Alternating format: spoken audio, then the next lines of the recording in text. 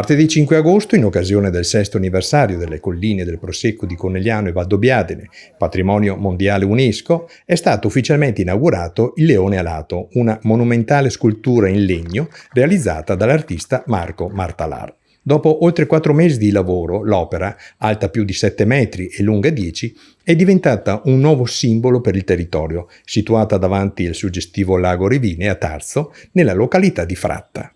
Questa scultura non è solo una mera attrazione turistica, si distingue come il leone di legno più grande del mondo, un'icona capace di coniugare tradizione, memoria e visione contemporanea. La realizzazione del leone alato ha visto l'utilizzo di materiali naturali recuperati dai boschi delle montagne venete, devastati dalla tempesta Vaia, così come tralci di vite delle colline gentilmente donati dall'azienda Rebuli di Valdobbiadene per comporre la scenografica criniera dell'opera.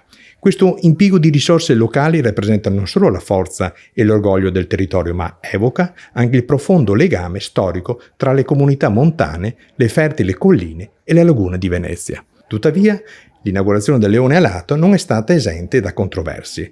Un gruppo di militanti di Alleanza Verdi e Sinistra ha espresso critiche feroci riguardo alla scelta dell'ubicazione dell'opera, sollevando interrogativi sulla sua compatibilità con l'ambiente circostante e sul potenziale impatto sul paesaggio naturale. Ma sì, guardi, non c'entra nulla, cioè non è che serve essere dei premi Nobel della storia. Stiamo parlando di una bandiera che abbiamo che ha più di una storia millenaria, 1100 anni di storia della Repubblica Veneta. Il leone è sempre stato il simbolo della Repubblica Veneta e quel libro aperto che il leone tiene sotto una zampa che dice pace a te Marco mio evangelista, sta a significare che anche l'unica bandiera è l'unico simbolo che porta, riporta e parla di pace. Quindi direi che ci sono tutti gli elementi e soprattutto oggi è quanto mai attuale rappresentare questo leone che è un leone di pace.